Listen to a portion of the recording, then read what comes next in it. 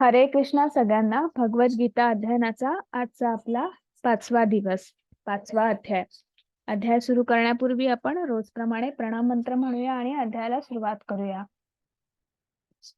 ओम नमो भगवते वासुदेवाय.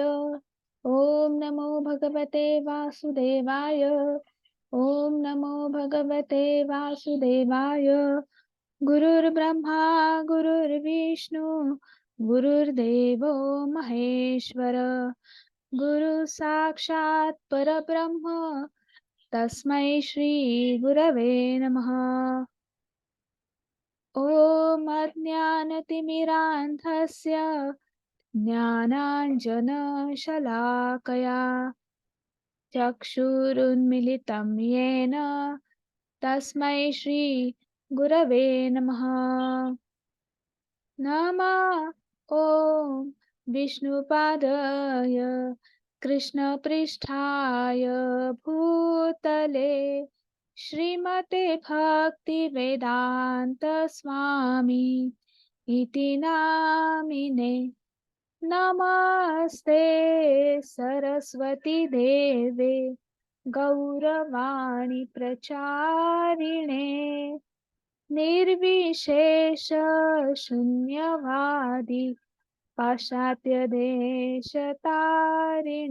जय श्री कृष्ण चैतन्य प्रभो नित्यानंद श्री अद्वैत गदाधर श्रीवासादि गौर भक्त वृंद. हरे कृष्णा कृष्ण कृष्ण हरे हरे, हरे राम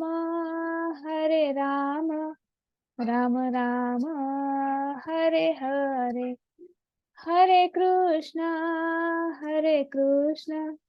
कृष्ण कृष्ण हरे हरे, हरे राम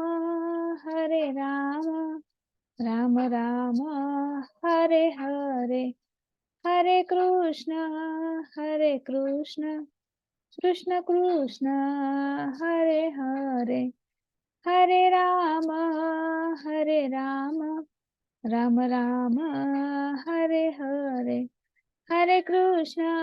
हरे कृष्ण कृष्ण कृष्ण हरे हरे, हरे राम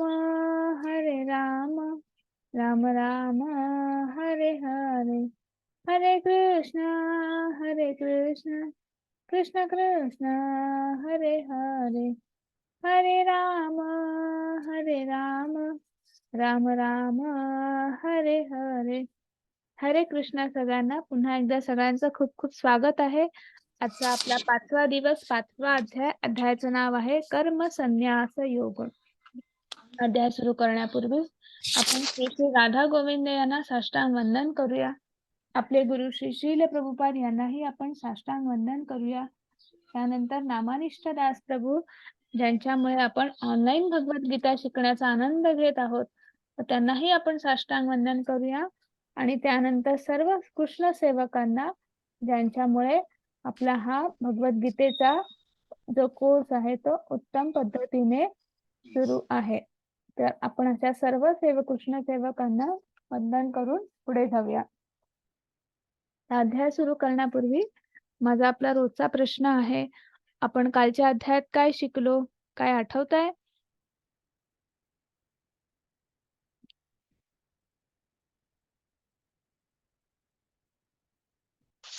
कृष्णाने दिलेले ज्ञान, दिव्य ज्ञान. अच्छा, खूप छान. अध्यायाचं नाव काय होतं?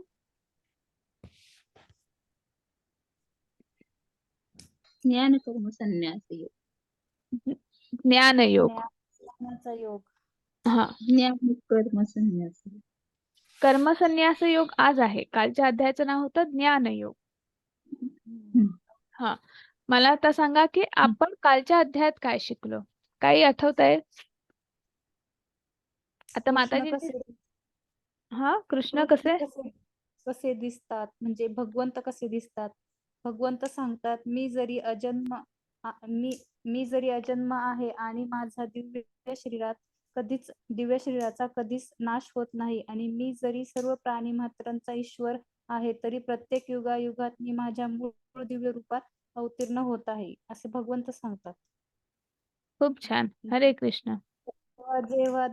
जेव्हा जेव्हा धर्मचरणाचा ऱ्हास होतो तेव्हा तेव्हा अधर्माचे वर्चस्व होते, तेव्हा तेव्हा त्यावेळी मी स्वतः अवतीर्ण होऊन धर्माचा उद्धार करतो असं. अच्छा. खूप छान, खूप छान. म्हणजे कालचं आपलं होतं ज्ञानयोग. आणि मग ज्ञानयोगामध्ये आपण काय शिकलो, की आपण आता आधी मला सांगा, आपण आता हा कुठला, आपले भगवद्गीतेचे 3 टप्पे आहेत. तर पहिला जो आपला टप्पा आहे, या टप्प्याचं नाव काय आहे? कर्मयोग. कर्मयोग. खूप छान. हं. तर आपला आता हरे कृष्ण माताजी. तर आपला आता हा पहिला टप्पा सुरू आहे, कर्मयोग. आणि भगवंतांनी जसं आता आपल्याला माहिती आहे, की कुरुक्षेत्रावर अर्जुनाला काही प्रश्न पडले आहेत किंवा अर्जुनाला एक युद्ध न करण्यासाठी त्याच्या मनामध्ये अनेक विचार आलेले आहेत.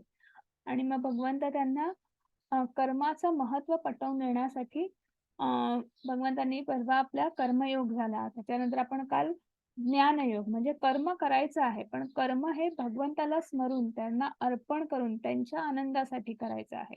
मग नेमके भगवंत कोण आहेत? तर हे आपल्याला कालच्या अध्यायामध्ये भगवंतांनी ज्ञानयोगामध्ये पुन्हा एकदा, त्याच्यासाठी एक वेगळा भक्तियोग हा एक वेगळा टप्पा आहे. पण तरीही काल एक पुन्हा आपण त्या कर्म भगवंताला अर्पण करतो आहोत. मग भगवंताची एक छोटीशी ओळख म्हणू शकतो आपण, कालच्या अध्यायात भगवंतांनी दिली. आणि मग तर ज्ञान काय आहे? तर मग भगवंत कोण आहेत? मग ते जन्म घेतात का? त्यांचा मृत्यू होतो का? तर नाही. ते अजन्म आहेत. ते अवतीर्ण होतात. आणि मग ते कशासाठी अवतीर्ण होतात? ते प्रत्येक युगांमध्ये अवतीर्ण होतात. आणि हे सगळं सांगत असताना अर्जुनाला प्रश्न पडला होता, की भगवंत तर आपल्या समकालीन आहेत. कृष्णा तर माझ्या समकालीन आहे. मग हे कसं शक्य आहे?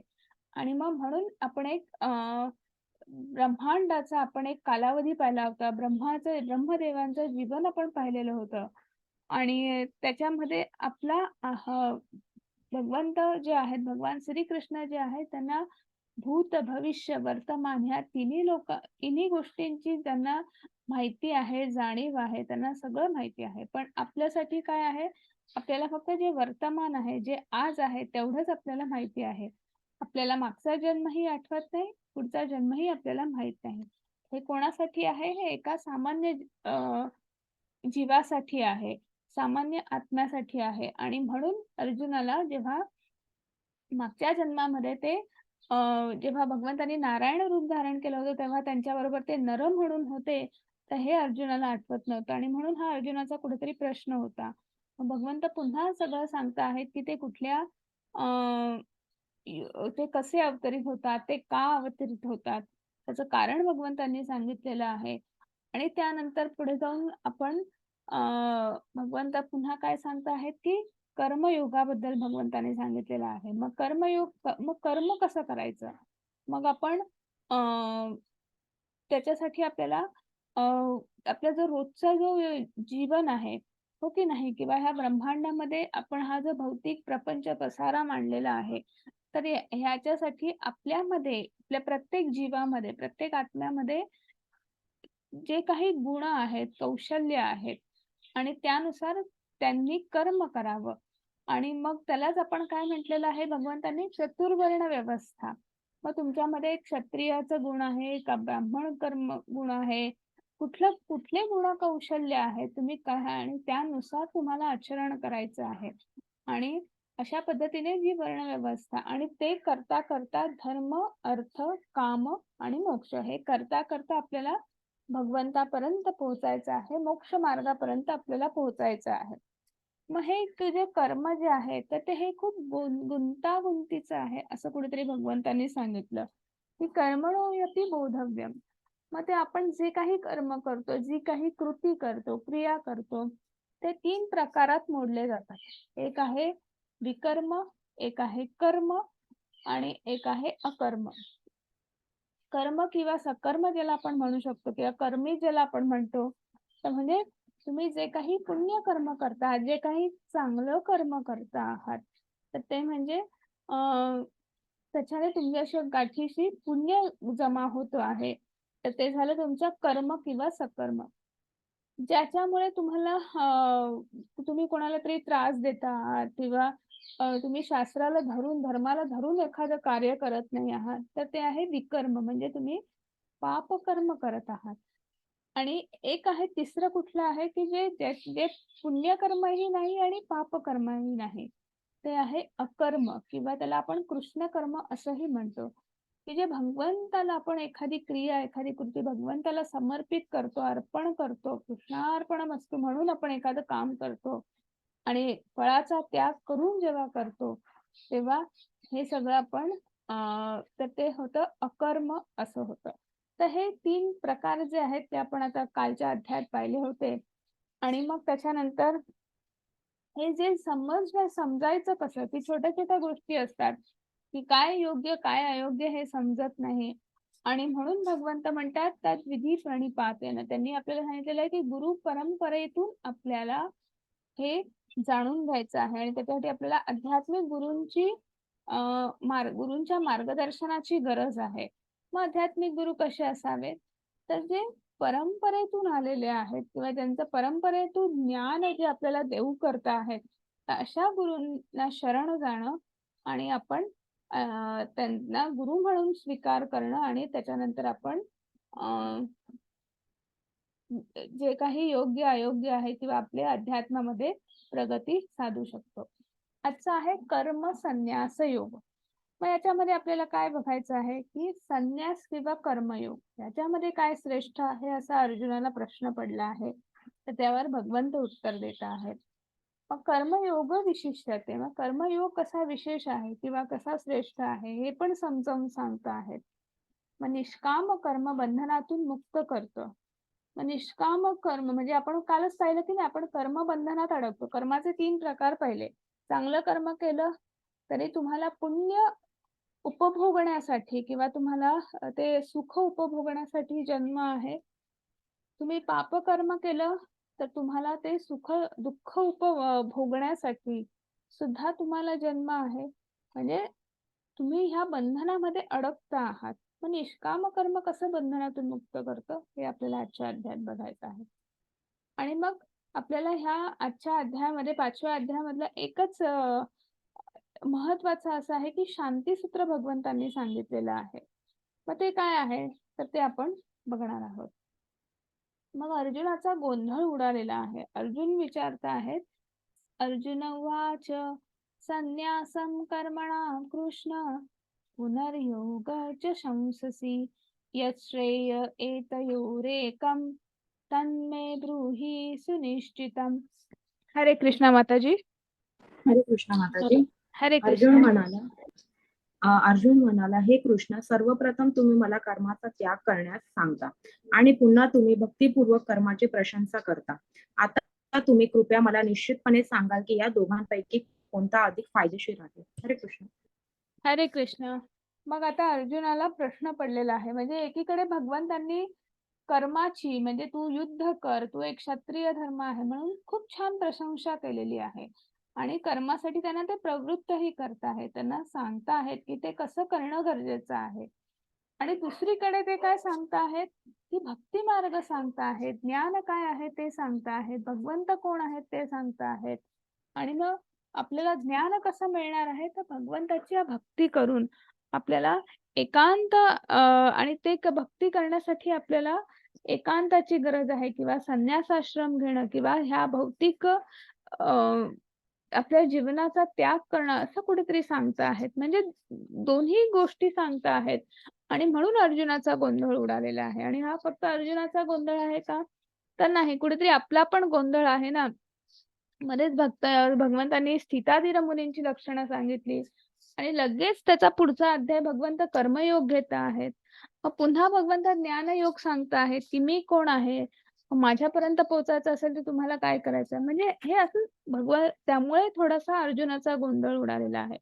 आणि अर्जुनाचाच नव्हे तर आपलाही गोंधळ उडालेला आहे. भगवद्गीतेत आतापर्यंत आपल्याला भगवंतांनी सांख्य योगामध्ये किंवा आपण ज्याला गीतेचा सारांश असं म्हणतो, तर त्याच्यामध्ये अनेक आपल्याला योग जे आहेत, की ज्याच्या म्हणजे टप्प्याटप्प्याने आपण भगवंताची कशी भक्ती करू शकतो किंवा भगवंतापर्यंत कसं पोहोचू शकतो. तर अर्जुनाच्या प्रश्नांना त्यांनी फार चपकल उत्तरं दिली होती, की जिथे करुणा वाटते आहे, आनंद वाटतो आहे, तिथे भगवंतांनी ज्ञान काय आहे, सत्य काय आहे, तर ते सांगितलं, की आपण शरीर नाही, आपण आत्मा आहोत. शरीर हे नाशवंत आहे, पण आत्मा हा चिरंतन आहे, सनातन आहे. आणि लगेच पुढे म्हणता आहेत, की आनंद का वाटत नाही? कारण मग तिथे त्यांनी कर्मकांड करणं कसं गरजेचं आहे? कर्म करणं कसं गरजेचं आहे? तू एक क्षत्रिय आहेस, तर तुला कर्म करणं गरजेचं आहे. तुला युद्ध करणं गरजेचं आहे. मग ते एक तर युद्धाचे 2च परिणाम असतील. एक तर तू पराजित होतील, वीरगती प्राप्त होईल किंवा तू जिंकशील आणि याचा राजा होईल. पण तुला कर्म करणं गरजेचं आहे. दुसरीकडे पापी प्रतिक्रिया याच्यावर भगवंतांनी बुद्धियोग म्हणजेच भक्तियोग म्हणजे तुम्हाला भक्तियुक्त कर्म करणं कसं गरजेचं आहे म्हणजे ते कर्म कसं भगवंताच्या आनंदासाठी भगवंताला अर्पण करणं गरजेचं आहे आणि त्यामुळे त्याला पापी प्रतिक्रिया लागत नाही किंवा आपण त्या कर्माच्या बंधनात अडकत नाही असं भगवंतांनी सांगितलं आहे. आणि मग पारिवारिक परंपरा नष्ट होतील. मग पुन्हा भगवंत कर्मयोग ची प्रशंसा करत आहेत, की ज्याला जे कर्म दिलेलं आहे, ज्याला जी जबाबदारी दिलेली आहे, त्याने ते कर्म करणं गरजेचं आहे. आणि जर नाही केलं, तर त्याने जर कर्म नाही केलं, तर या सृष्टीचा, या ग्रहलोकावर किंवा ह्या ब्रह्मांडावर कसा ताण येऊ शकतो किंवा कसा अहंकार नाही सॉरी अहंकार माजू शकतो किंवा हे जे सृष्टीचक्र आहे हे कसं बिघडू शकतं असं कुठेतरी भगवंतांनी सांगितलेलं आहे. आणि मग हे सगळं कर्म करणं हे कोणासाठी किंवा टप्प्याटप्प्याने आपण पर्यंत पोहोचणं हे कोणासाठी तर हे सामान्य लोकांसाठी. परंतु जो आत्म्यातच रममाण झाला आहे, ज्याला आत्मसाक्षात्कार झाला आहे आणि जो केवळ आत्म्यातच तृप्त असतो, पूर्ण तृप्त असतो, त्याच्यासाठी कोणतेही कर्तव्य नसते. मग आता आत्मसाक्षात्कार झालेल्या मनुष्याला त्याचे विहित कर्तव्य पार पाडण्याचा कोणताही हेतू नसतो किंवा असे कार्य न करण्याचे कोणतेही कारण नसते. तसेच त्याला इतर सजीवांवर अवलंबून राहण्याची गरजही नसते. मग आता टप्प्याटप्प्याने भगवंतापर्यंत पोहोचणं हे आपल्यासारख्या सामान्य लोकांसाठी आहे. पण जे ह्या आध्यात्मिक मार्गामध्ये पुढे गेलेले आहेत, त्यांची आध्यात्मिक प्रगती झालेली आहे, प्रगल्भता वाढलेली आहे. आणि हे केव्हा शक्य आहे, की ज्यांना आत्मसाक्षात्कार झालेला आहे, ज्यांना आपल्याच अंतरंगात असलेला परमात्म्याचं दर्शन झालेलं आहे, त्याची अनुभूती आलेली आहे. तर जो जो आपल्या स्वतःमध्ये आपल्या त्या परमात्म्यामध्ये रममाण आहे, अशा आत्मसाक्षात्कारी जे सत्पुरुष असतात, तर त्यांच्यासाठी हे विहित कर्म, इति कर्म, आद्य कर्म हे कर्तव्य म्हणून राहत नाही. हे आपल्या सामान्य माणसांसाठी हे कर्म आहे. ते कर्तव्य आहे. ते करणं गरजेचं आहे. आणि त्यामुळे त्यांना ते फक्त परमेश्वराशी लीन असतात. त्यांना शरण गेलेले असतात. आणि ते दुसऱ्या इतर कुठल्याही सजीवांवर किंवा दुसरे कुठलेही विहित कर्म त्यांच्यासाठी ते गरजेचे राहत नाही. आणि हे सगळं भगवंत सांगत असताना मग आता हे आपल्यासाठी किंवा म्हणजे सामान्य जीव आहेत किंवा आपल्याला भगवंतांनी अजून विहित कर्मामध्ये एक एक गोष्टी सांगितल्या आहेत.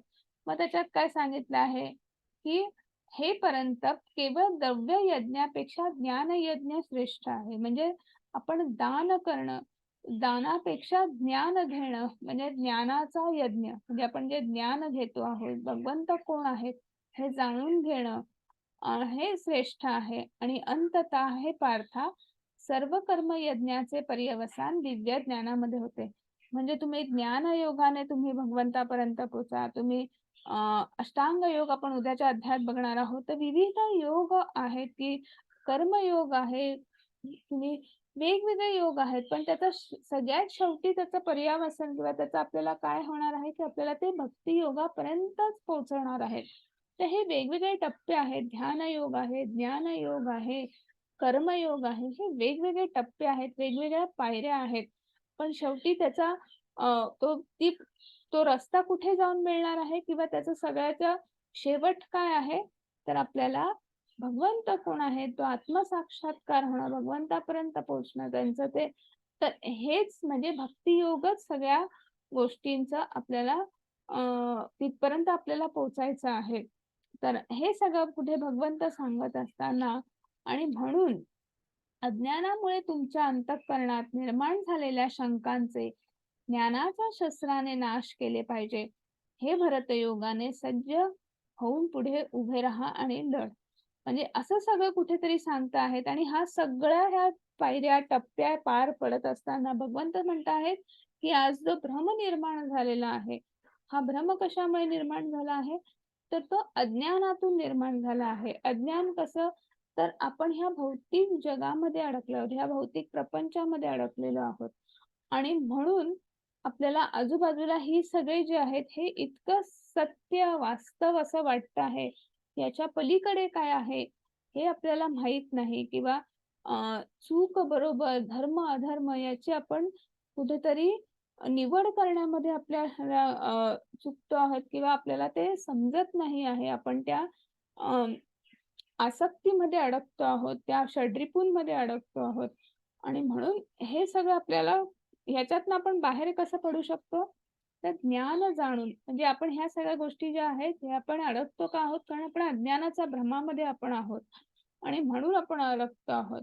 आणि म्हणून जे सांगताहेत की अज्ञान बाजूला सार, ज्ञानरूपी शस्त्राने त्याला बाजूला सार आणि तू उभा राहा आणि लढ. असं तू तुझं कर्तव्य कर, असं कुठेतरी भगवंत सांगत आहेत. आणि म्हणून हा अर्जुनाचा गैरसमज की एकीकडे सांगता आहेत की भक्ती सेवा उत्तम आहे, दुसरीकडे कृष्णाच्या वर्णन केलेले आहे, आत्म्याचं ज्ञान काय आहे हे सांगितलेलं आहे. पुन्हा विहित कर्म स्पष्ट करता आहेत. पुन्हा फलदायी क्रियाकल्पां जेव्हा आपण कर्म करतो तेव्हा आपण कसं अडकतो, कर्मबंधनात कसं अडकतो हे सांगता आहेत. मग पुन्हा सांगतायत की नको, तू भक्ती कर, भक्ती करत कर्म कर आणि कर्मफळाचा त्याग कर. म्हणजे हे सगळं एक एक गोष्टी भगवंत सांगता आहेत. मग ज्ञानातील व्यक्तींसाठी कुठलंही कर्तव्य राहत नाही, म्हणजे कुठल्याही कर्म जे आहे जे विहित कर्म जे आहे ते कर्म म्हणून राहत नाही. आणि म्हणून पुन्हा सांगता आहेत की सर्व यज्ञांचा शेवट काय आहे, की दिव्य ज्ञानामध्येच होतो आहे. आणि म्हणून अर्जुनाला सांगता आहेत की उठ आणि युद्ध कर. पुन्हा कर्मयोग सांगत आहेत, पुन्हा कर्म करायला सांगत आहेत. आणि म्हणून हा अर्जुनाचा गोंधळ उडालेला आहे. आणि त्याच्यावर भगवंतांनी लगेच उत्तर दिलेलं आहे. श्री भगवान वाच संन्यास कर्मयोगश्च निःश्रेयस करा उभौ तयोस्तु कर्म संन्यासा कर्मयोगो विशिष्यते. हरे कृष्ण माताजी. हरे कृष्ण. परमात्म्याने उत्तर दिले, कर्माचा त्याग आणि भक्ती हे दोन्ही मुक्तीसाठी चांगले आहे, परंतु या दोघांपैकी भक्ती सेवेतील कार्य कर्मत्यागापेक्षा श्रेष्ठ आहे. हरे कृष्ण. हरे कृष्ण. मग आता भगवंतांनी उत्तर दिले, अर्जुनाचा जो गोंधळ उडालेला आहे त्याच्यावर भगवंत उत्तर देत आहेत की कर्माचा त्याग म्हणजे कर्मच करायचं नाही, यापेक्षा तुम्ही भक्तियुक्त कर्म करा. हे त्या त्यागापेक्षा म्हणजे कर्माच्या त्यागापेक्षा म्हणजे संन्यासापेक्षा कर्मयोग, तुम्ही कर्मातून भक्ती करा, भक्तियुक्त कर्म करा आणि ते त्या कर्माच्या त्यागापेक्षा हे निश्चितच श्रेष्ठ आहे. कर्मयोगो विशिष्यते, असं इथे भगवंत सांगत आहेत की भक्तियुक्त कर्म हे विशिष्य आहे, उत्तम असा मार्ग आहे भगवंतापर्यंत पोहोचण्याचा. आणि त्याच्यासाठी तिथं आपल्याकडे ना एक छोटीशी गोष्ट आहे, तर ही गोष्ट पण आपण भागवतम मधून घेतलेली आहे.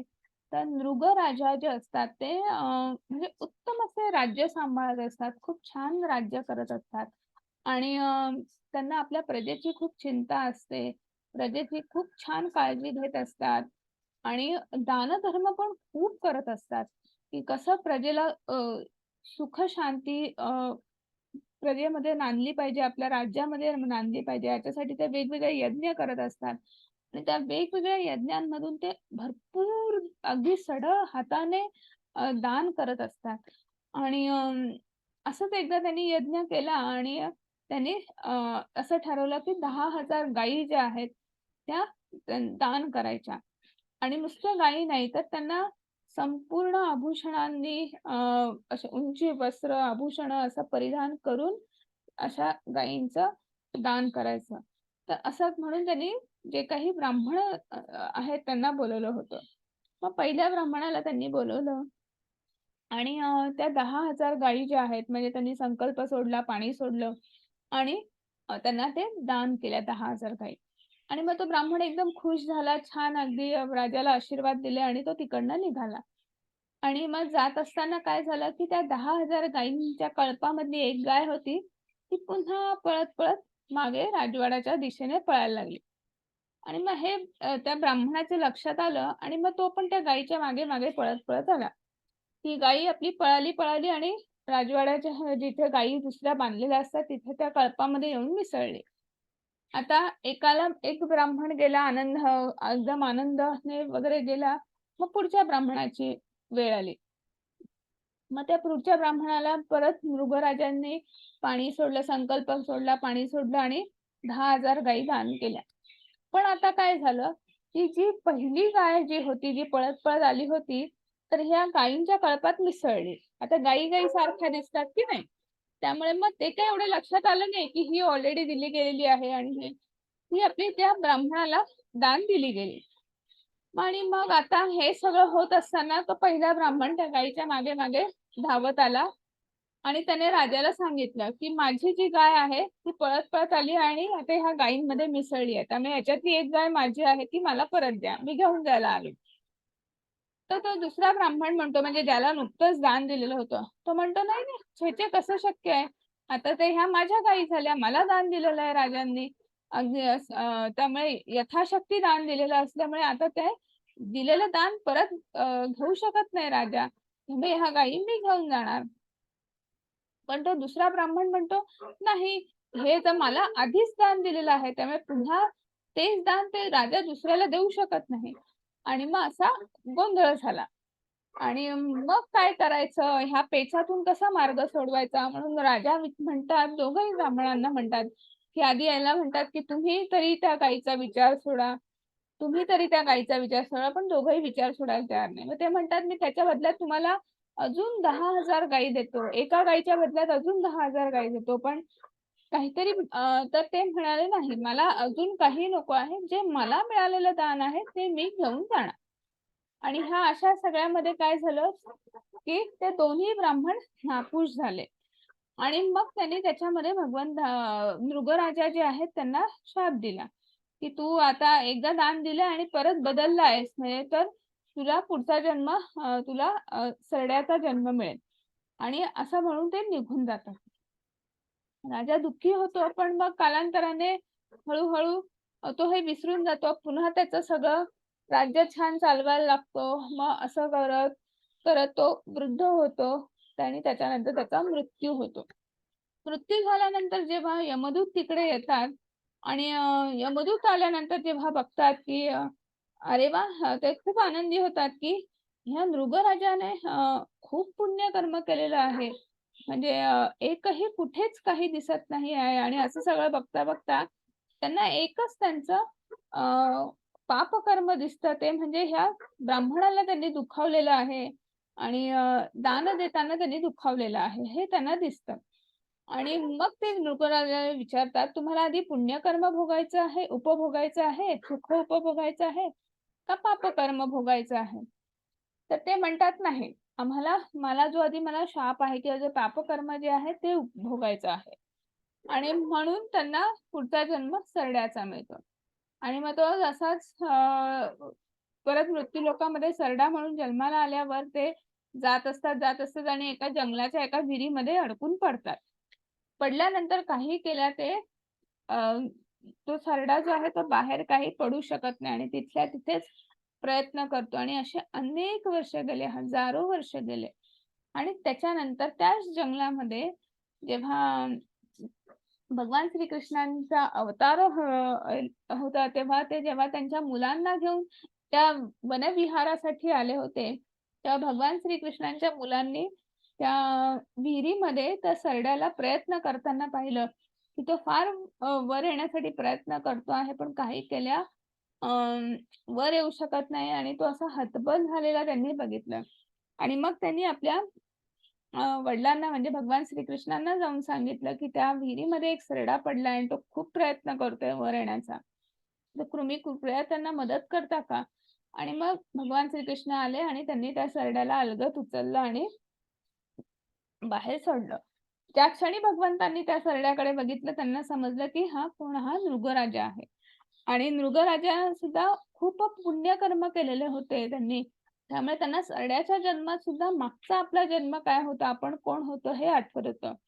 आणि जेव्हा भगवान श्रीकृष्णांचा स्पर्श झाला, तेव्हा ते पुन्हा त्यांनी आपल्या मूळ रूपात आले म्हणजे नृगराजा या रूपात आले आणि त्यांनी सांगितलं की भगवंता, माझ्याकडनं एक चूक झाली आणि त्या चुकीची शिक्षा म्हणून मला समजली ती की मी कर्म केलं, मी दान कर्म केलं, मी इतके कर्म केले. पण ते सर्व कर्म काय केले, मी राजा आहे आणि माझ्यासाठी आणि म्हणून माझ्या राज्यासाठी, माझ्या प्रजेसाठी मी ते कर्म केले. तेच जर मी तुम्हाला अर्पण करून केले असते, मी तुम्हाला स्मरून ते कर्म केले असते, कर्मफळाची अपेक्षा न करता तुम्हाला सगळं अर्पण केलं असतं. तुम्ही करता आहात आणि तुमच्या आनंदासाठी मी हे कर्म केलं असतं, तर आज कदाचित मला त्या मी कर्मबंधनात अडकलो नसतो.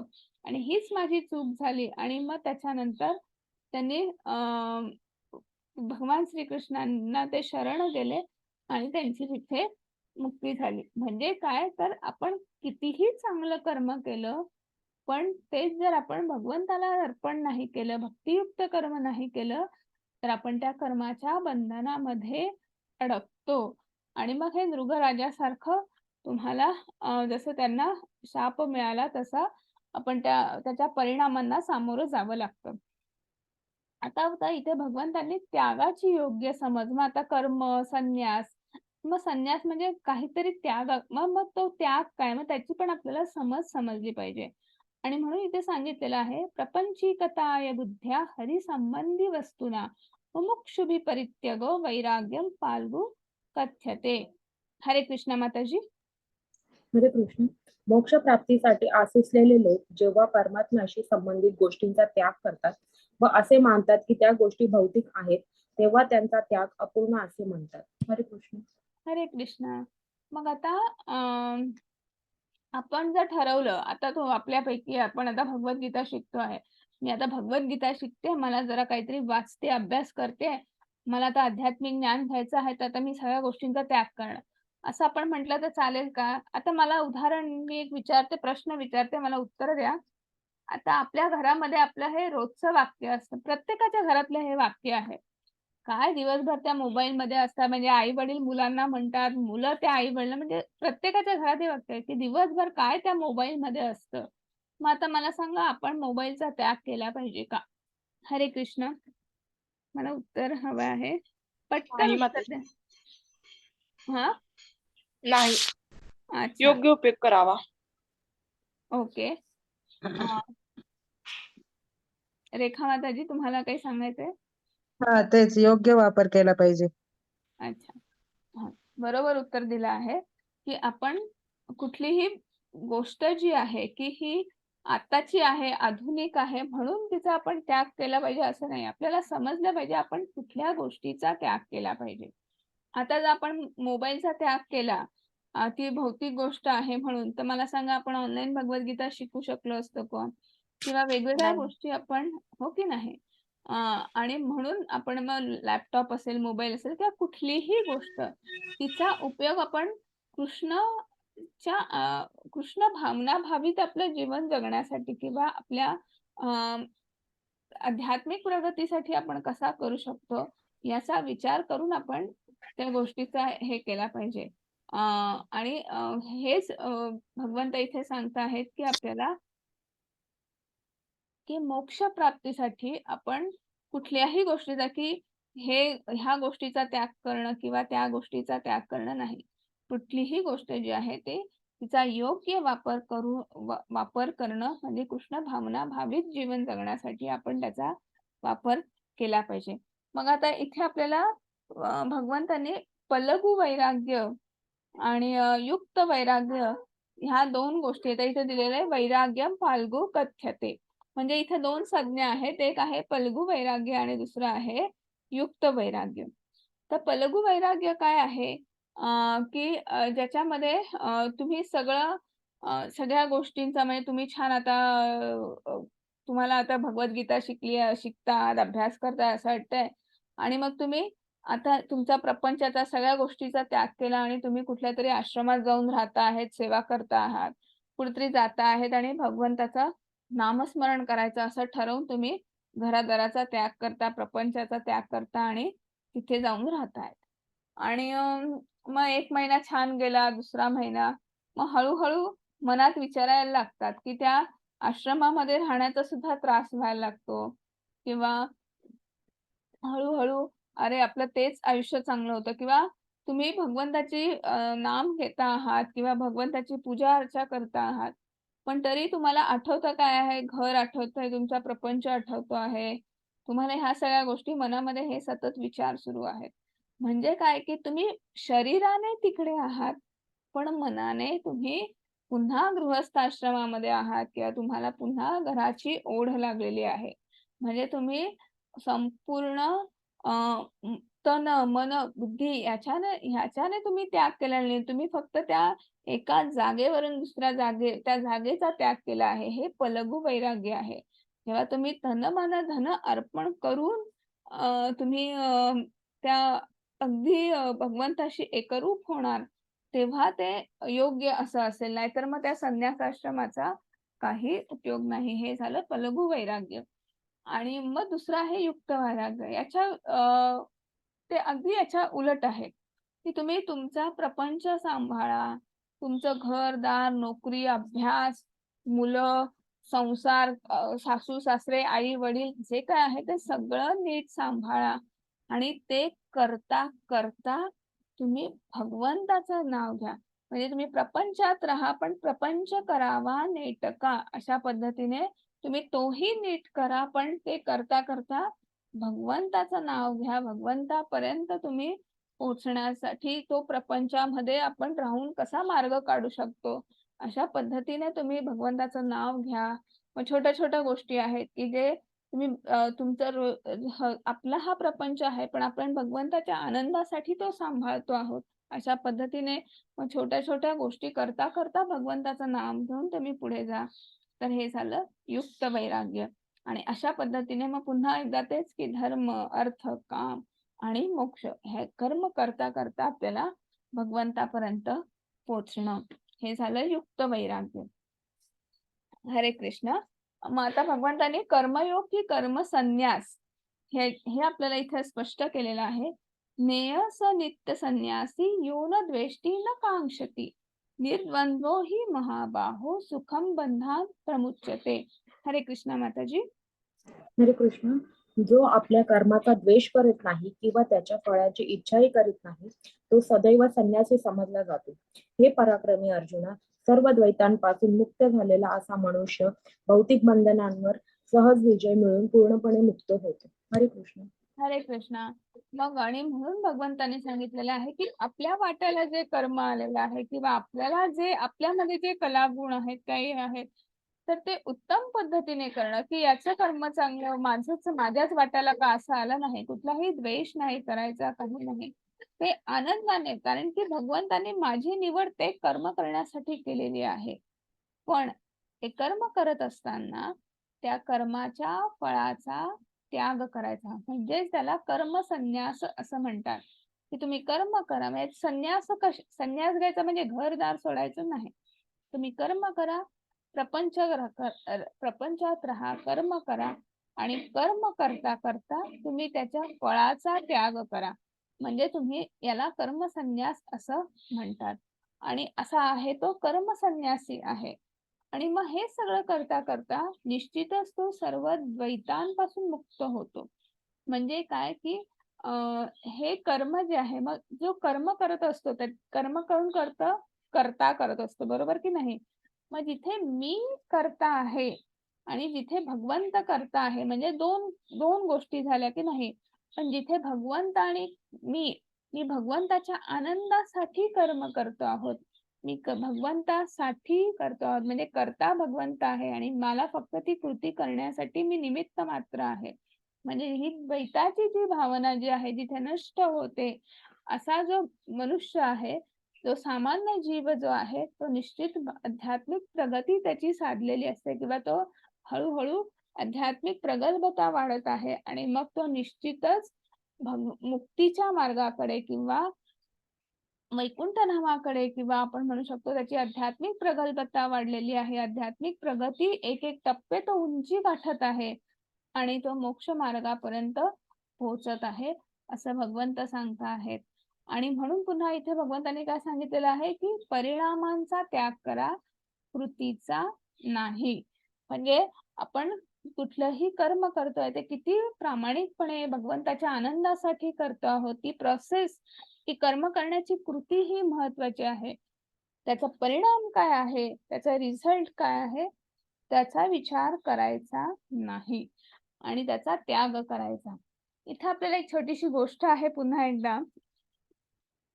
हे आहे की चैतन्य चरितामृत मधली गोष्ट आहे. हरिदास ठाकूर यांना नामाचार्य सुद्धा म्हणायचे. की कारण हे दिवसातनं हरे कृष्ण म्हणजे आपल्याला कालच आपण पाहिलं की नाही 108 वेळा मंत्र म्हणायचा आहे. तर हे किती वेळा म्हणायचे माहितीये? हे 3 लाख वेळा म्हणायचे. म्हणजे 24 तासामध्ये 16 अक्षरी मंत्र जो आहे तो 3 लाख वेळा म्हणायचे आणि असं रोज. त्यामुळे त्यांना चैतन्य महाप्रभूंनी नाव ठेवलेलं होतं. आणि त्याच्यानंतर ते होते की ते मूळचे खान होते आणि मुस्लिम होते आणि तरी ते कृष्ण भक्त होते. आणि म्हणून हे त्यांना त्यांच्या गावातले जे काझी होते किंवा इतर जे मुस्लिम बांधव होते, त्यांना ते काही पसंत नव्हतं की हा एक भगवंत व कृष्णाचा कसा जप करतो आहे किंवा त्यांचा कसा शरण गेलेला आहे वगैरे. आणि म्हणून ते त्यांच्या त्या नामजपामध्ये कसा ते आपण काहीतरी मोडका घालू शकतो किंवा त्यांची ती रोजची जी काही साधना जी आहे त्याच्यामध्ये आपण कसं विघ्न आणू शकतो, तर असाच ते विचार करत होते. आणि मग एकदा त्यांनी असं ठरवलं की त्यांच्या गावामध्ये एक वेश्यास्त्री होती आणि तिला त्यांनी सांगितलं, तिला भेटले आणि एक प्लॅन बनवला आणि तो असा की तुम्ही त्यांचा जी काही साधना आहे किंवा तो जो काही जप वगैरे आहे, तर त्याच्यामध्ये व्यत्यय आणायचं, विघ्न आणायचं.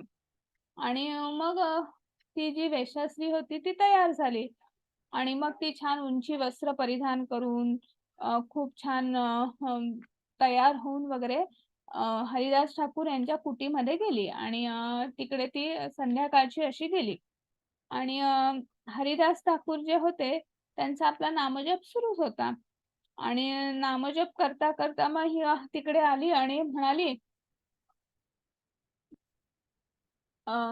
तुम्हाला मला मला तुमच्याशी काही बोलायचं आहे. तर हरिदास ठाकूर म्हणाले, माझा नामजप सुरू आहे, तो तुम्हाला थोडा वेळ थांबावा लागेल आणि जोवर तो संपला की मग मी तुमच्याशी बोलेन. तर तुम्ही त्या वरांड्यात बसा. आणि मग त्या वरांड्यात बसल्या आणि मग तेच झालं की संध्याकाळची रात्र झाली, रात्रीची पहाट झाली. ना हरिदास ठाकूर यांचा काही नामजप संपलाच नाही आणि परत दुसरा दिवस उगवला, परत दुसऱ्या दिवशीचा नामजप सुरू झाला आणि ही वेश्यास्त्री सकाळी उठून घरी निघून गेली. दुसऱ्या दिवशी पुन्हा ती संध्याकाळी आली, हरिदास ठाकूर यांचा नामजप सुरू, ती वाट बघत बसली. दुसऱ्या दिवशी पण तेच, पहाटे सकाळी उठली, निघून गेली. तिसरा दिवस उजाडला, तिसऱ्या दिवशी पण हेच. मग आता तिच्या मनात प्रश्न आला की हे नेमकं असं काय, मी एवढी छान उंची वस्त्र परिधान करून येते, एवढी छान नटून व सजून येते आणि यांचं जराही माझ्याकडे लक्ष नाही आणि हे आपल्याच आनंदामध्ये आहेत, आपल्याच तंद्रीमध्ये आहेत, तर नेमकं हे काय करत आहे, तर यांना विचारलं पाहिजे. आणि मग ती जेव्हा चौथ्या दिवशी जाते तेव्हा ती हरिदास ठाकूर यांना विचारते की तुम्ही नेमकं असं काय करताहेत, काय म्हणता आहात की तुमचं माझ्याकडे लक्ष नाही, तुम्ही एवढी रोज तुमच्यासाठी भेटायला येते आणि तुम्ही मला वेळ देऊ शकत नाही. तर हरिदास ठाकूर म्हणाले, मला ह्याच प्रश्नाची अपेक्षा होती, पण याचं जर तुम्हाला उत्तर हवं असेल तर तुम्हाला एक गोष्ट करावी लागेल. तुम्ही जर तयार असाल तर ती गोष्ट त्याचं उत्तर मी तुम्हाला देणार. मग वैष्णव श्री त्यांना ते जाणून घ्यायचंच होतं आणि मग ते म्हणाले की हो. मग त्यांनी सांगितलं की सगळ्यात पहिली गोष्ट तुम्ही हे जे अलंकार घातलेले आहेत, ते उंची वस्त्र परिधान केलेले आहे, याचा तुम्हाला त्याग करायचा आहे. तुम्हाला साधा वेश परिधान करायचा आहे आणि तुम्ही हे जे तुमचे केश जे आहेत ते सुद्धा त्याचं कर्तन करायचं आहे, म्हणजे तुम्हाला केशदान सुद्धा करायचं आहे. आणि हे सगळं केल्यानंतर आणि तुमच्या घरामध्ये जे काही उंची वस्त्र आहेत, अलंकार आहेत, ते तुम्हाला सगळं दान करायचं आहे. काहीच तुमच्यापाशी ठेवायचं नाही आहे. तर हे सगळं तुम्ही तयार असाल तर ते सगळं दान करा आणि मग माझ्याकडे या. आणि मग ती वेश्यास्त्री असते ती सुद्धा ऐकते आणि ती सगळं दान करते, सगळे वस्त्र, अलंकार आणि साधा वेश परिधान करून आपले केश जे आहेत ते सुद्धा दान करून ती त्या हरिदास ठाकूर यांच्या पुढे येते आणि सांगते की आता मला सांगा की नेमकं असं तुम्ही काय करता आहात की ज्याच्यामुळे तुमचं कुठेच लक्ष नाही किंवा माझ्याकडे लक्ष नाही. तेव्हा हरिदास ठाकूर यांनी त्या वेश्यास्त्रीला एक तुळशी माळ दिली आणि त्यांना सांगितलं की मी हरे कृष्ण कृष्ण कृष्ण हरे हरे, हरे राम राम राम हरे हरे असा 16 मंत्राचा जप करतो आहे आणि हा मंत्राचा जप करताना मला तो मी दिवसातनं इतक्या वेळा करतो आणि मी आनंद उपभोगतो. तर असं त्यांनी सांगितलं. तर जर तुम्ही हे केलं तर तुम्हाला सुद्धा तुम्ही तो आनंद उपभोगू शकता. तर तुम्ही एक काम करा, तुम्ही इथे तुळशी वृंदावन आहे तिथे बसा आणि ही माळ घ्या आणि तुम्ही सुद्धा याचा आनंद घेऊ शकता. आणि मग ती जी वैश्यास्त्री होती तिने हरिदास ठाकूर यांचं ऐकलं, ती हातात माळ घेतली. हरिदास ठाकूर तिकडनं निघून गेले, पण ती जी वैश्यास्त्री होती ती मनापासून नामजप करायला लागली आणि त्या वेश्यास्त्रीची वैष्णवी झाली. एवढा तिचा कायापलट झाला नामजपाने. तर इथे सांगायचा मुद्दा असा आहे की जेव्हा आपण भक्ती मार्गाला लागतो किंवा भगवंताच्या नाम घ्यायला लागतो तर आपलं अंतर्बाह्य शुद्धीकरण होतं आणि जेव्हा अंतर्बाह्य शुद्धीकरण होतं आणि हे कसं शक्य आहे? लवमात्र साधू संग. लवमात्र साधू संघ म्हणजे काय? लव म्हणजे काय की आपली ही जी पापणी जी आहे तर ती म्हणजे पापणी मिटते आणि परत उघडते, म्हणजे तो किती फ्रॅक्शन ऑफ सेकंदाचा सुद्धा कालावधी नाही आहे. तर एवढूसा सुद्धा साधू संघ आपल्याला पुरतो आणि आपल्यामध्ये जे बदल होऊ शकतो, आपल्यामध्ये शुद्धीकरण होऊ शकतो, सात्विक भाव आपल्यातला वाढू शकतो. आणि हरिदास ठाकूर हे जेव्हा नामजप करत होते तेव्हा ते नामजप अशा पद्धतीने करत होते की त्यांच्या आपल्या आजूबाजूला जे आहेत नामजप आपण जर मोठ्याने म्हणजे असं खूप ओरडून नाही, पण जर आपण आपल्यालाच आपला आवाज येईल किंवा आजूबाजूला थोडासा आपला आवाज येईल तर अशा पद्धतीने जेव्हा आपण म्हणतो तेव्हा आपल्या बाजूला जे बघ इतर किडा मुंगी कोणी असेल किंवा मनुष्य प्राणी असेल, आता हरिदास ठाकूर यांच्या बाजूला ती वेश्यास्त्री होती, तिने त्या तिने म्हटलं नाही पण तो नामजप तिने ऐकला, श्रवण भक्ती केली आणि त्याचा परिणाम काय झाला की 3 दिवस फक्त तो नामजप ऐकला, पण ती भगवान हरिदास ठाकूर त्यांना सांगितलेल्या गोष्टींचा त्यांनी त्याग केला, हातात तुळशी माळ घेतली, भक्ती मार्गाला लागले आणि जी वेश्यास्त्री होती त्याची वैष्णवी झाली. तर असे हा नामजपाचा असा परिणाम असतो, भक्ती मार्गाचा हा असा प्रभाव असतो. मग आता आपण पुन्हा भगवद्गीतेकडे येऊया. आता इथे भगवंत म्हणून आपल्याला सांगता आहेत की असं ह्या भौतिक जगामध्ये आपण आसक्तींचा कसा त्याग केला पाहिजे किंवा प्रलोभनांना आपण कसं त्याच्यापासून बाजूला सारलं पाहिजे आणि त्याच्यासाठी त्यांनी खूप छान उदाहरण दिलेलं आहे. ब्रह्मण्याध्याय कर्माणि संग त्यक्त्वा करोति यः लिप्यते न स पापेन पद्मपत्र वांभसा. हरे कृष्ण माताजी. हरे कृष्ण. जो मनुष्य आसक्तीशिवाय आपले कर्तव्य करतो, परमात्म्याला समर्पण करतो, त्याच्यावर पाप कर्माचा प्रभाव पडत नाही, जसे कमळाच्या पानाला पाण्याचा स्पर्श होत नाही. हरे कृष्ण. हरे कृष्ण. मग आता इथे कमळाचं उदाहरण आहे. तर आपल्याला माहिती आहे की कमळ किंवा कमळाची जी पानं जी असतात कमळ हे नेहमी चिखलात उगवतं. तर आता मला सांगा, आपण कधी पण कमळाचं फूल किंवा पान पाहिलं, तर त्या फुलामध्ये किंवा त्या कमळाच्या पानाला कधीतरी तो चिखल लागलेला असतो का? किंवा असं पाहिलेलं आहे का? तर नाही. कमळ हे तसंच टवटवीत सुंदर असतं. इव्हन पानं सुद्धा शुद्ध स्वच्छ असतात. मग अशा पद्धतीने जसं कमळ चिखलामध्ये राहून सुद्धा त्याला त्या चिखलाचा परिणाम होत नाही, त्याच्यावर त्याचा काहीही फरक पडत नाही. म्हणून आपण मनुष्याने सुद्धा जर मानव जन्माला आपण आलेलो आहोत, तर आपण ह्या भौतिक जगामध्ये म्हणजे त्याचा जो भौतिक जग हे सुद्धा एका दांभिकतेचं असं जग आहे, फसवं युग आहे.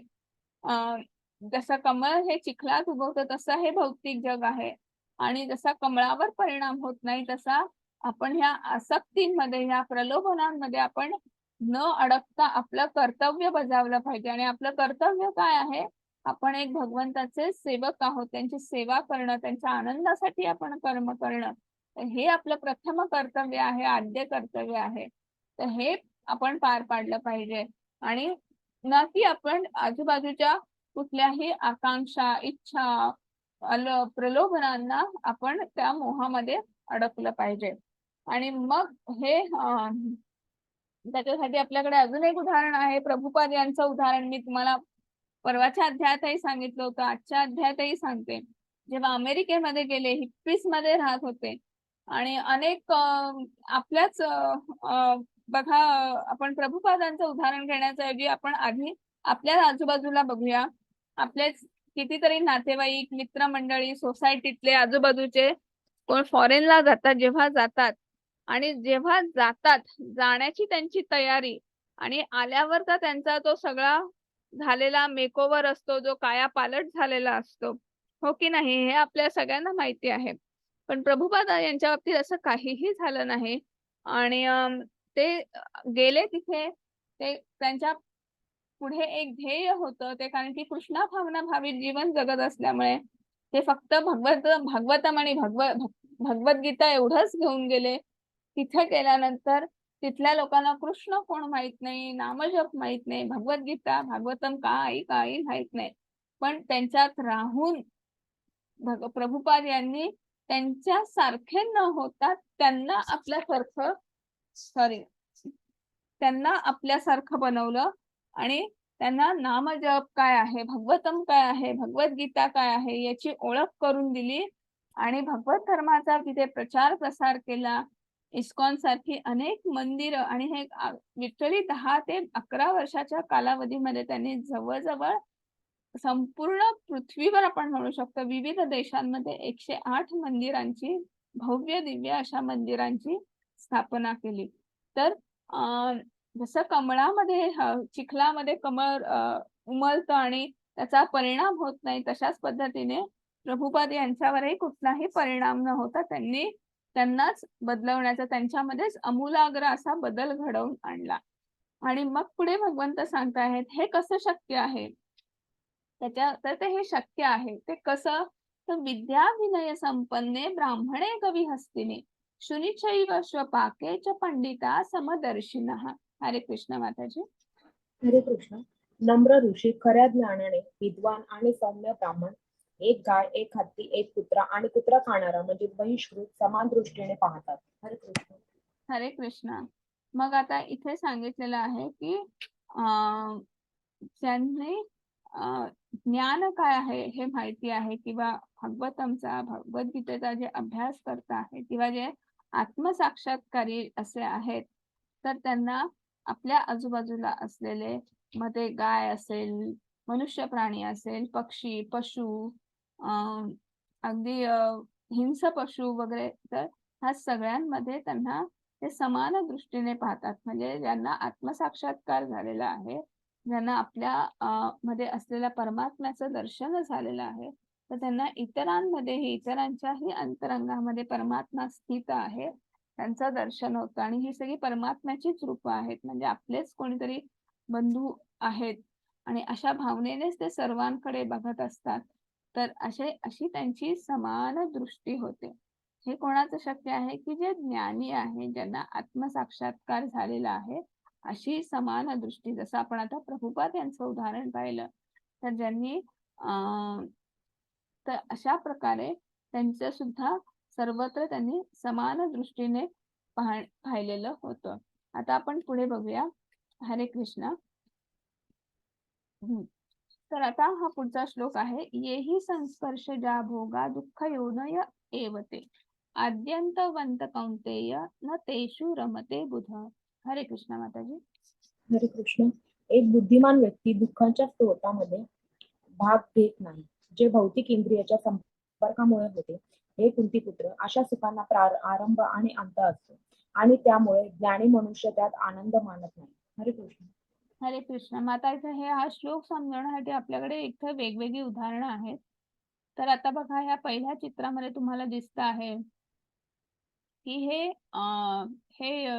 जे लाईटांचे किडे असतात, जनरली हिवाळ्यामध्ये त्या दिवाळीच्या ह्याच्यात बघा भरपूर असतात, जे प्रकाशामुळे खेचले जातात आणि मग काय होतं, त्या प्रकाशाच्या किंवा त्या लाईटाच्या संपर्कात आले की त्या उष्णतेने तिथे त्यांचा मृत्यू होतो. हरणाची शिकार करताना दुसऱ्या चित्रात आपल्याला हरिण दिसतो आहे.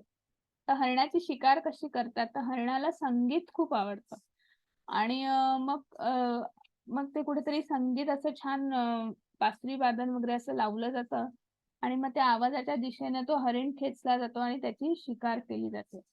म्हणजे हरणाचा जसं ह्या रातकिड्यांचा किंवा ह्या प्रकाशाचे जे किडे जे आहेत, तर त्यांचं आपण त्यांची दृष्टी हे अवयव किंवा हे इंद्रिय प्रगल्भ होतं. हरणाचं कान, श्रवण आणि कान हे इंद्रिय प्रगल्भ आहे. दुसरं आता इथे भुंग्याचं उदाहरण आहे. तो फुलाच्या त्या मधाच्या मध घेण्यासाठी जातो आणि मग जेव्हा संध्याकाळ होते आणि ते फूल मिटतं, तर तो जो भुंगा जो असतो तो पण काय होतो की त्या गुदमरून त्याचा तिथे मृत्यू होतो. तेव्हा आपण मासा पकडतो. मासा पकडताना काय करतात की त्याचं जे अन्न जे आहे, ते आवडतं असं जे काही पदार्थ आहे तो तिथे लावतात आणि मग तो पाण्यात ते सोडतात आणि मग आपण त्याला मासा गळाला लागलो म्हणतो की नाही, आणि मग तशा पद्धतीने तो मासा पकडतात. किंवा हत्तीला जेव्हा पकडायचं असतं, हत्तीची शिकार करायची असते, तेव्हा काय करतात, एक छान मोठा असा खड्डा खणतात आणि त्याच्यावर पालापाचोळा लावून ठेवतात आणि जर नर हत्तीची शिकार करायची असेल तर मादी हत्तीला ट्रेन केलेलं असतं आणि मग बरोबर तो मादी हत्ती त्या मागे मागे धावत तो जेव्हा नर हत्ती येतो, तर ती मादी हत्ती ट्रेंड असते, त्यामुळे ती जर बरोबर त्या पालापाचोळ्याच्या बाजूने जाते आणि ती पुढे निघून जाते आणि तो नर हत्ती काय बरोबर त्याच्यात पाय देतो आणि त्या खड्ड्यामध्ये पडतो आणि अशा पद्धतीने त्याची शिकार केली जाते की त्याला पकडलं जातं. म्हणजे सांगायचा मुद्दा असा आहे की जेव्हा आपण हे प्रत्येक प्राणी किंवा मासा असेल, भुंगा असेल, हत्ती, हरिण किंवा ते किडे असतील, तर ह्या प्रत्येक प्राण्यामधला तर एक एक इंद्रिय जे आहे ते विकसित आहे किंवा ते प्रगल्भ आहे आणि मग ते त्या इंद्रिय इंद्रिय विषयाच्या काय म्हणू शकतो आसक्तीच्या प्रलोभनात पडले आणि मग शेवटी त्यांचं काय झालं, त्यांना दुःखाला सामोरं जावं लागलं किंवा त्यांना मृत्यूला सामोरं जावं लागलं. मग यांचा एक एक इंद्रिय जो आहे तो विकसित आहे आणि तरीही त्यांना तो परिणाम भोगावा लागला. आपण मनुष्य प्राणी आहोत, आपण मनुष्य म्हणून जन्माला आलेलो आहोत, तर आपलं एक नाही, दोन नाही, पाचीच्या पाची इंद्रिय जी आहेत ती प्रगल्भ आहेत, विकसित आहेत आणि त्यामुळे विचार करा आपण किती रोज प्रत्येक क्षणाला किती आसक्तींना, किती प्रलोभनांच्या मागे आपण त्या इंद्रिय विषयांच्या मागे आपण धावत असतो किंवा मग आपलं काय होईल किंवा आपल्या कृतीचा किंवा कर्माचा परिणाम काय होईल किंवा आपण किती बंधनामध्ये अडकू, हे आपल्याला ह्या उदाहरणातून समजतं. आणि म्हणून मग इथे आपल्याला याच्यातून जर आपल्याला बाहेर पडायचं असेल, आपल्याला एक गोष्ट लक्षात ठेवायची आहे. भोक्तारं यज्ञ तपसां सर्व लोकं महेश्वरम सुहृदं सर्वभूतानां ज्ञात्वा मा शांतिमृच्छति. हरे कृष्णा माताजी.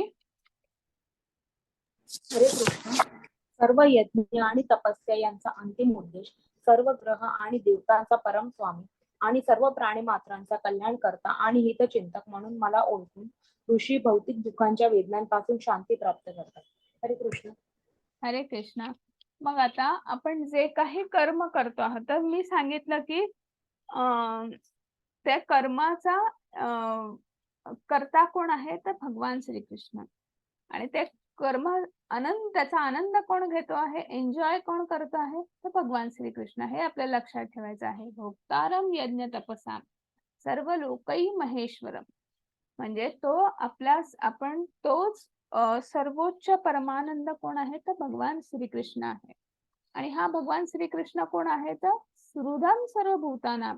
आपल्या सगळ्यांचा तो मित्र आहे, आपल्या सगळ्यांचा सखा आहे. जसा त्या गोकुळामधल्या गोपींचा तो सखा होता, त्या गायींचा तो सखा होता, तसाच भगवान श्रीकृष्ण आपण जर मनापासून त्याची इच्छा आपण त्याची भक्ती केली, त्याच्या मनापासून आपण जर त्याच्याशी मित्रत्वाची भावना ठेवली तर निश्चितच आपल्याला जसा त्या गोपींसोबत होता, त्या सगळे गोप गोपिका आणि त्यांच्यासोबत जसा लीला करत होते, जसे खेळ होते, मजा घेत होते, आनंद लुटत होते, तर तसाच आपल्याला आपल्या प्रपंचाचा सुद्धा आनंद घेता येईल. असाच भगवान श्रीकृष्ण प्रत्येक वेळी एका मित्रासारखे आपल्या सोबत राहतील आणि निश्चितच आपल्या सर्व प्राणी मात्रांचे कल्याणकारी असे मित्र राहतील. आणि दुसरं काय आहे की हेच एक शांती सूत्र आहे की सर्वोच्च आनंद घेणारा कोण आहे किंवा सर्वोच्च आनंद कोण आहे तर भोक्तारम यज्ञ तपसा. म्हणजे कोण एन्जॉयर कोण आहे तर भगवान श्रीकृष्ण. आणि ते कोण आहेत ते आपले मित्रही आहेत. आणि ह्या सगळ्या आपण जे काही करतो आहोत ते कोणासाठी करतो आहोत, कोणाच्या आनंदासाठी, किंवा करता कोण आहे तर भगवान श्रीकृष्ण किंवा परमात्मा यांच्यासाठी आपण ते करतो आहोत. आणि म्हणून आपल्याला इथे हा श्लोक जो आहे हा महत्वाचा आहे. भोक्तारम यज्ञ तपसाम सर्व लोकही महेश्वरम. म्हणजे जे तिन्ही लोकांचे असे ईश्वर जे आहेत, परमात्मा परमेश्वर जे आहेत, तर त्यांच्या आनंदासाठी, त्यांच्या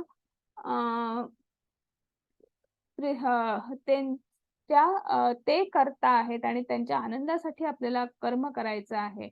आणि ते कोण आहेत, ते आपले उत्तम असे मित्र आहेत, आपले ते हितचिंतक आहेत. आणि हे जेव्हा आपण करू आणि हे समजून जेव्हा आपण कुठलंही कर्म करू तेव्हा आपल्याला काय प्राप्त होणार आहे, ज्ञात्वा मा शांती मृच्छती.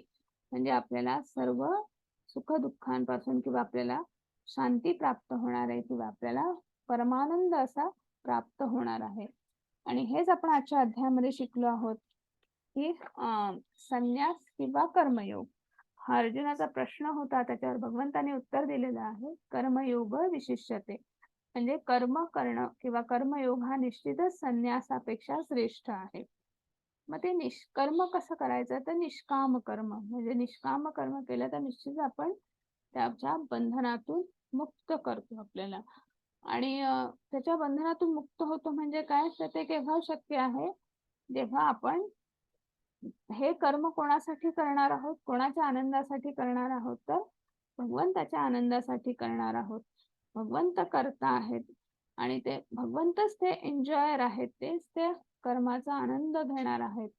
आणि आपण त्यांना आपला उत्तम असं मित्र किंवा सखा आपण समजून त्यांना ते आपण अर्पण केलं पाहिजे. किंवा नुसतं मित्र सखा नाही तर आपले ते परमात्मा आहेत असं आपण समजून जर ते केलं तर निश्चितच आपल्याला शांती मिळणार आहे, सुख मिळणार आहे, आनंद मिळणार आहे. आणि इथेच आपला आजचा अध्याय संपलेला आहे. हरे कृष्ण सगळ्यांना. हरे कृष्ण.